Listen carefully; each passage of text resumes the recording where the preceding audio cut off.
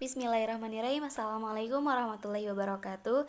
Saya Farizatul Puada. Di sini saya akan mencoba mempresentasikan rencana pelaksanaan pembelajaran atau RPP. Nah, dalam penyusunan RPP ada beberapa komponen yang harus kita perhatikan. Yang pertama, kita harus menyantumkan identitas. Nah, yang mana identitas ini terdiri dari nama sekolah atau satuan pendidikan, kemudian mata pelajaran, kelas atau semester, materi pokok, kemudian tahun pelajaran dan alokasi waktu, serta standar kompetensi, kompetensi dasar dan indikator pencapaian. Nah, yang mana satuan pendidikan ini saya menyantumkan di MTS Muhammadiyah Al-Furqon. Kemudian dengan mata pelajaran bahasa Arab di kelas 7 semester 1 atau semester ganjil dengan materi pokok Al-Usroh. Tahun ajarannya 2019-2020 dengan alokasi waktu 2 jam pelajaran. Kemudian 1 jam pelajarannya itu 40 menit. Di sini saya menyentuhkan pertemuan ke-1 atau pertemuan pertama. Nah, kemudian ada kompetensi inti atau standar kompetensi. Nah, dalam RPP ini ada beberapa hal yang harus diperhatikan. Yang pertama, RPP itu boleh disusun untuk satu kompetensi dasar. Kemudian standar kompetensi atau kompetensi inti, kompetensi dasar dan indikator pencapaian ini dikutip dari silabus. Nah, maka ketiga komponen ini adalah suatu alur pikir yang saling berkaitan dan tidak bisa dipisahkan. Jadi harus selalu ada gitu ya. Kemudian yang kedua yaitu tujuan pembelajaran. Nah, di sini kita sebagai guru harus menyentuhkan tujuan pembelajaran. Nah, yang mana tujuan pembelajaran dari RPP yang saya buat itu, yang pertama, siswa itu dapat menjelaskan bunyi, makna, dan gagasan dari kata, frase, kalimat bahasa Arab sesuai dengan materi. Nah, di sini kan saya mengambil materi Al-Usroh, maka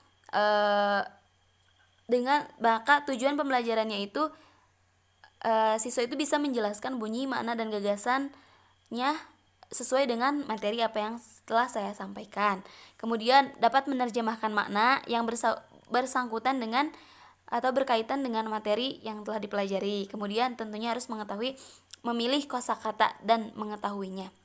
Nah, kemudian yang selanjutnya ada materi pembelajaran. Nah, di sini kita mencantumkan materi pembelajaran, materi apa yang akan kita sampaikan kepada murid. Nah, contohnya saya di sini menulis Al-Usroh. Saya menulis teksnya juga seperti itu. Kemudian ada metode pembelajaran. Nah, dalam metode pembelajaran ini alangkah baiknya dan seharusnya seorang guru itu memiliki metode yang tepat dalam mengajar. Contohnya, di sini saya mengambil. Nah, dalam metode itu dapat diartikan benar-benar metode, tetapi dapat pula diartikan sebagai model atau pendekatan pembelajaran, tergantung pada karakteristik pendekatan atau strategi yang dipilih oleh si guru. Nah, di sini saya mengambil pendekatan saintifik, kemudian dengan metode teknik ATM atau amati, tiru, dan modifikasi. Kemudian dengan model comparative learning seperti itu. Kemudian di sini ada media, alat atau bahan dan sumber pembelajaran. Nah, media ini alat-alat apa yang akan kita gunakan dalam pembelajaran? Misalnya whiteboard, spidol, kemudian board, infocus, komputer, dan lain sebagainya. Kemudian sumber belajar. Nah, dari mana siswa dapat belajar? Misalnya dari web, boleh dari buku-buku paket yang berdasarkan dengan standar isi kurikulum yang dipakai, seperti itu. Itu untuk sumber pembelajaran yang digunakan. Kemudian di sini ada langkah-langkah pembelajaran, yang mana langkah-langkah pembelajaran ini terdapat 3 bagian. Yang pertama, kegiatan pendahuluan, di mana dalam kegiatan pendahuluan ini guru itu ketika masuk ke dalam kelas, melakukan pembukaan dengan salam, kemudian dengan berdoa bersama-sama bersama murid, kemudian memeriksa kehadiran peserta didik atau mengabsen, seperti itu, mengondisikan kelas sehingga pembelajaran akan dilaksanakan dengan efektif, seperti itu. Kemudian ada apresiasi, itu di atas pendahuluan termasuk ke orientasi. Kemudian ada apresiasi yang mana mengaitkan materi atau tema kegiatan pembelajaran yang akan dilakukan dengan pengalaman peserta didik, seperti itu. Misalnya nih al-usroh, kita akan belajar tentang al-usroh. Nah, sebelum kita menuju ke pembelajaran, alangkah baiknya kita menanyakan pengalaman mereka ketika di rumah. Mungkin siapa ibu, kalian makan disediakan oleh siapa, oleh ibu misalkan, dan lain sebagainya. Kemudian mengadakan pretest, mengajukan pertanyaan yang berkaitan dengan pembelajaran yang akan dilakukan. Kemudian memotivasi peserta didik, memotivasi anak sehingga anak itu belajar, semangat belajarnya itu memang benar-benar ada gitu. Kemudian yang kedua adalah kegiatan inti. Nah, dalam kegiatan inti ini yaitu kegiatan pembelajaran dimulai. Kegiatan pembelajaran dimulai. Seperti misalkan guru itu menyampaikan materi apa yang telah tersusun di RPP atau yang mengacu pada silabus, seperti itu. Dalam kegiatan pembelajaran itu guru menyampaikan materi, menjelaskan materi, kemudian pada pertengahan pembelajaran itu bisa disela dengan menanyakan kepada murid apakah mereka sudah paham atau belum tentang materi yang telah dikaji, seperti itu. Kemudian yang terakhir ada kegiatan penutup. Nah, dalam kegiatan penutup ini guru dan peserta didik merefleksikan proses pembelajaran.